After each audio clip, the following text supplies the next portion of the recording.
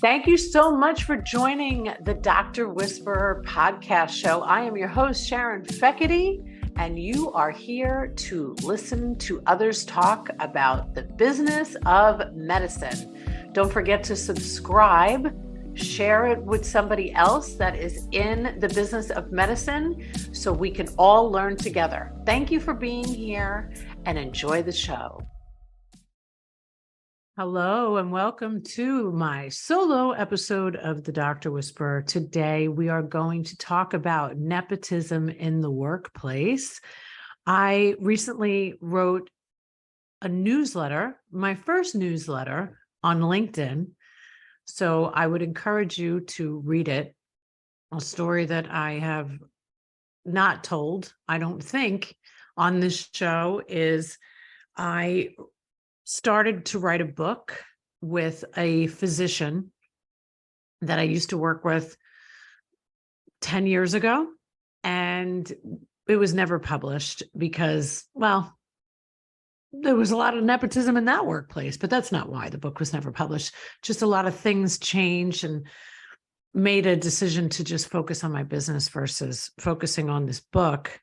And the book that I'm much more passionate about, if you're watching and not listening, whatever, you can see it here if you're watching, The Broken Road to Mental Health in Life and in Business. But I think that there's been one thing that has not changed in all the years that I've been working in this industry of healthcare, and that is nepotism in the medical industry. You know, when I was in my 20s and director of operations for New York Medical, I mean, I can clearly remember a neurologist's girlfriend calling the office obsessively. Now he was married, so it was his girlfriend, and showing up and all these different affairs that went on. And that kind of parlayed through my whole career in the healthcare industry. And there's usually somebody related working in the practice, whether it's the husband, the wife, the mother-in-law, the mother, the neighbor, the cousin. I mean, I've seen it all. It's 25 years later, not much has changed, which is really unfortunate. And I'm going to tell you why I think it's unfortunate. If say you have a privately held medical practice and your wife is running the practice, she's the practice administrator, and you have all these employees, but the wife is really cool. That's, what I usually hear. No, she's really cool and everybody likes her. Well, yeah, I mean, of course, who's going to say they don't like her? And maybe they do, but nobody's ever going to tell her the truth because she's married to the doctor that writes his name on the paycheck.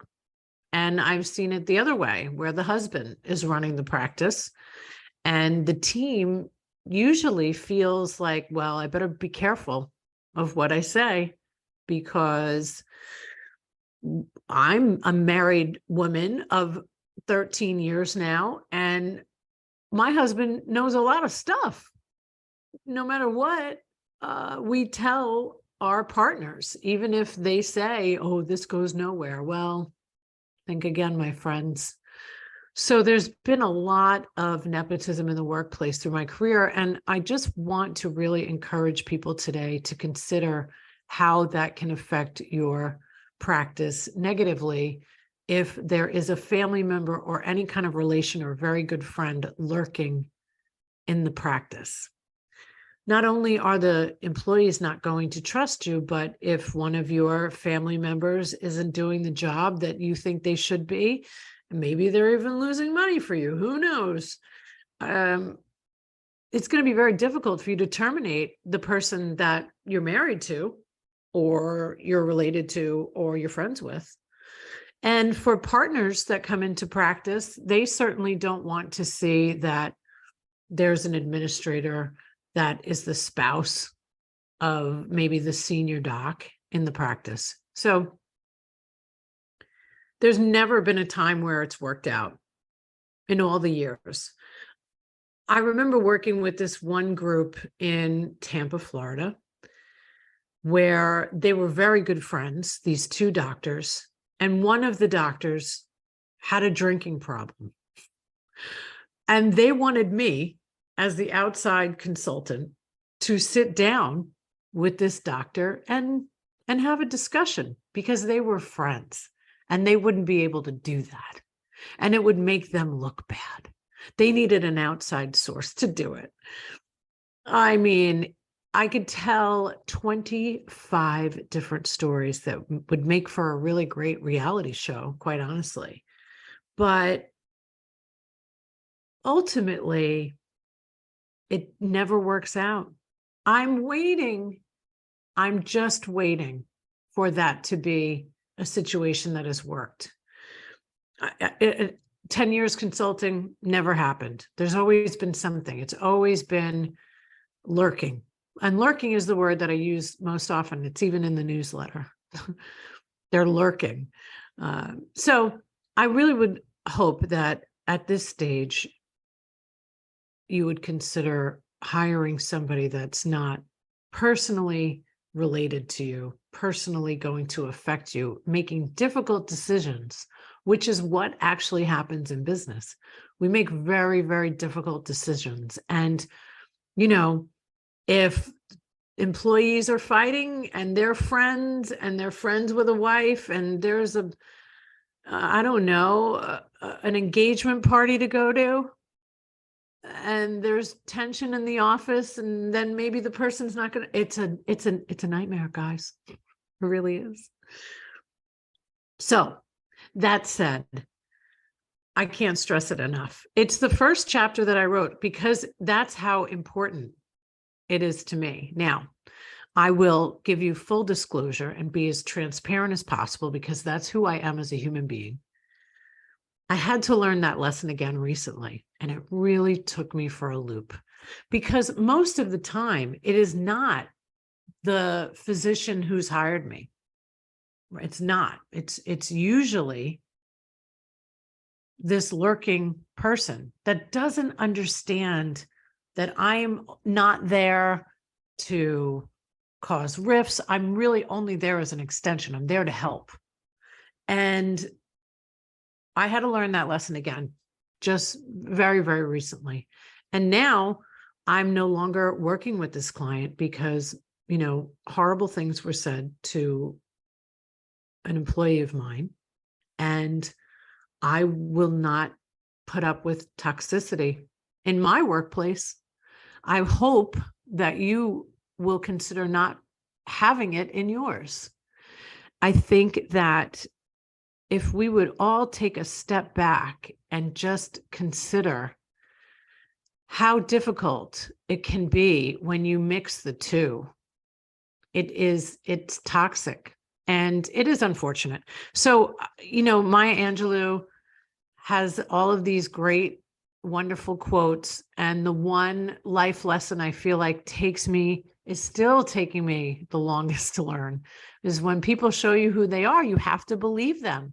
Why would I think it would change? Why? I remember learning that lesson when I was running this last medical practice, that there was some affairs going on. It was very toxic. I mean, beyond what I could ever tell you about here today. And I've never named it. I've never spoken about who and what and when and where and why. It doesn't matter. That toxic energy inside of a business is just not acceptable. It's just not. There's tension, there's uncomfortability, there's secrets, there's, hiding things. I mean, I have seen it all. I've seen a lot of money hidden from a lot of wives throughout my tenure. I have seen a lot of that. That is for sure. So, man, oh man, ladies, I have just seen it all. I've seen a lot of affairs, Now that had nothing to do with the last lesson that I had to learn, but there's something to be said about being self-aware when you are about to embark in business. You have to, somebody has to tell you the truth, you know? And I think many years ago, it would have taken me a lot longer to go, you know what, I'm not going to put up with this. I gotta let you go, because I lose financially. I also lost a relationship that I really valued. I had a professional relationship with a group that I really enjoyed and worked with for years, but I can't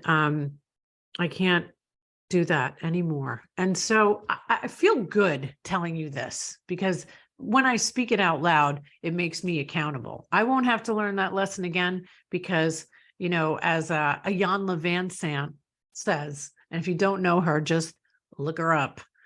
When you see crazy, you got to cross the street. And when I felt, you know, the drama and the insanity, I did not listen to my own gut that said, this can't work. I mean, I knew it. I would have these, you know, days where I go, oh, I just don't know how I'm going to be able to do this, because there's too much nepotism hanging around here, and there's too much drama, and it's a shame. It's just a shame, because it doesn't have to be that way.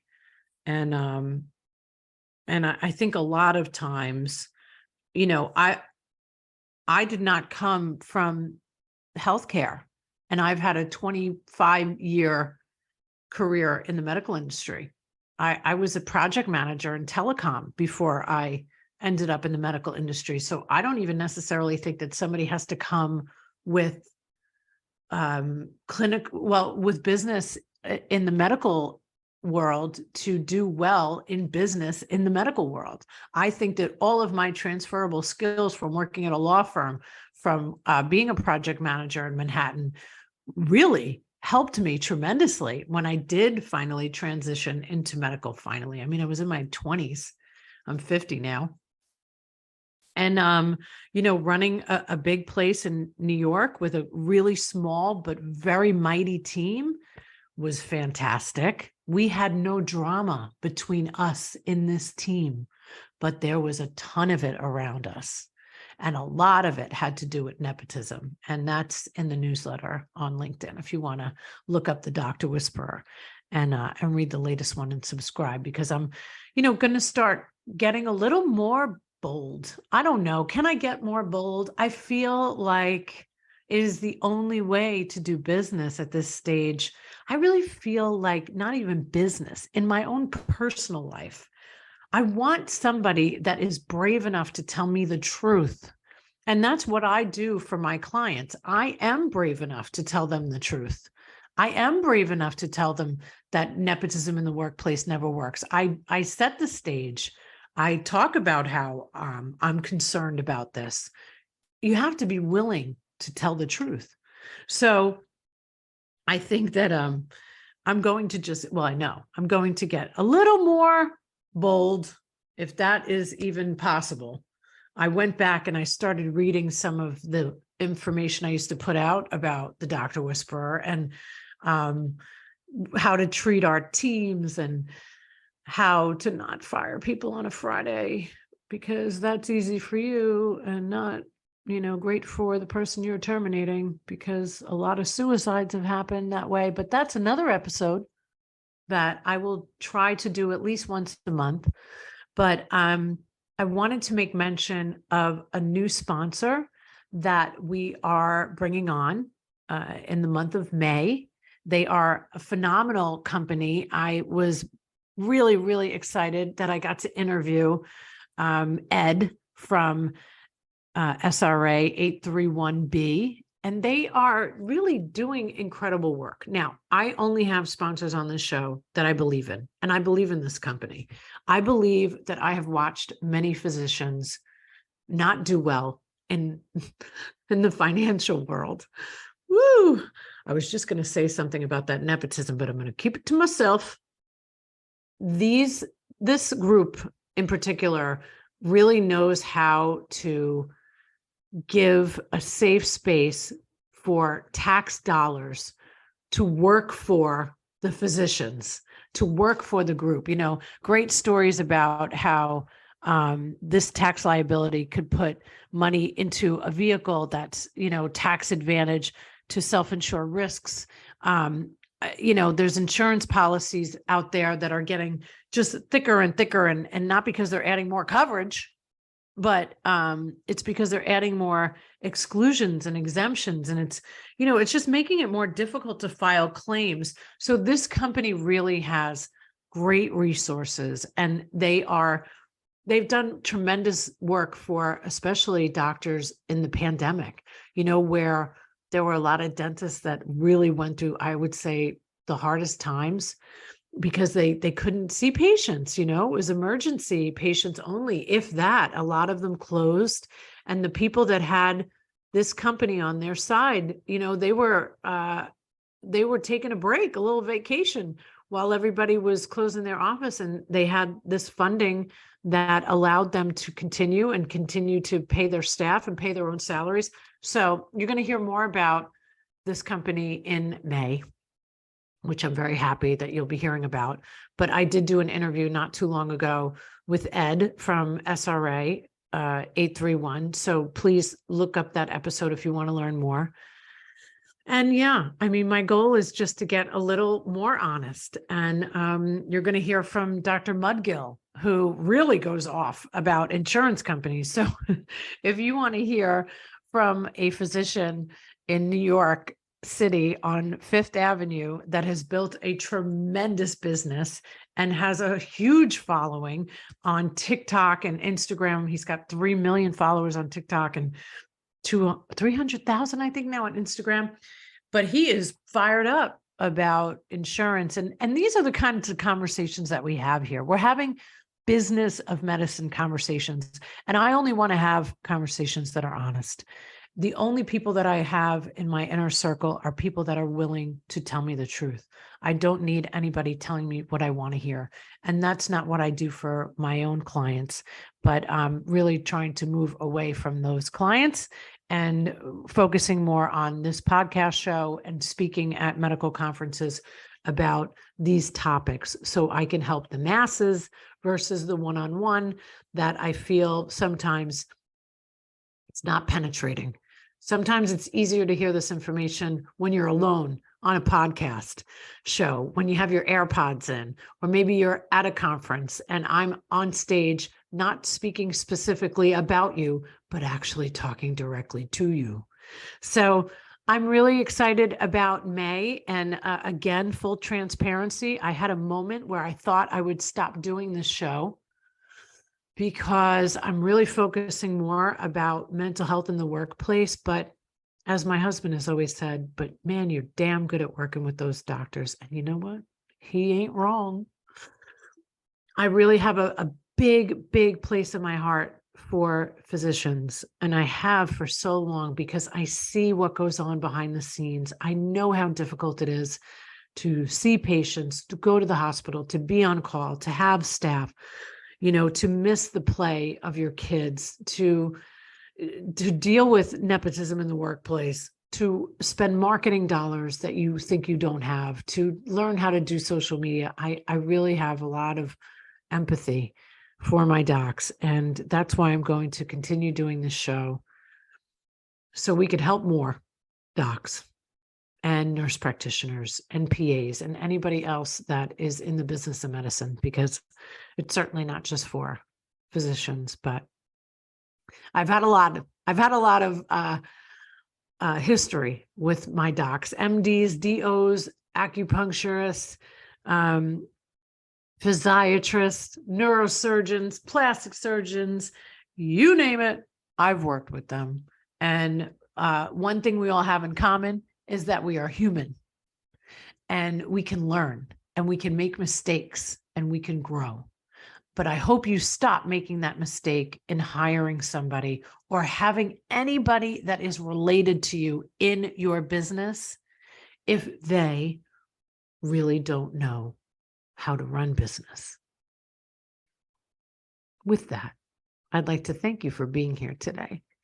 And I hope that you share this with somebody that you think might need to hear about it, because there are many, many, many practices out there that are being run by relations of the doctors, and it is not a good idea. I don't have any problem telling you that. It is a horrible idea. I have yet to see it work out.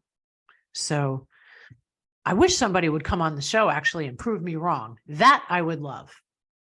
But they'd have to be really honest. You know what I mean? They'd have to be real honest. I don't think that there's any married couples or related families that are working within a business that are not having a hard time. So thank you for being here today. Stay tuned for our awesome new sponsor that will keep this show going.